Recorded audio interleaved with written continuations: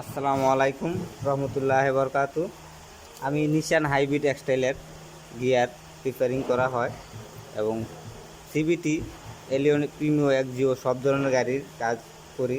AC, electric, suspension, engine ওভারলিং সব ধরনের কাজই করি।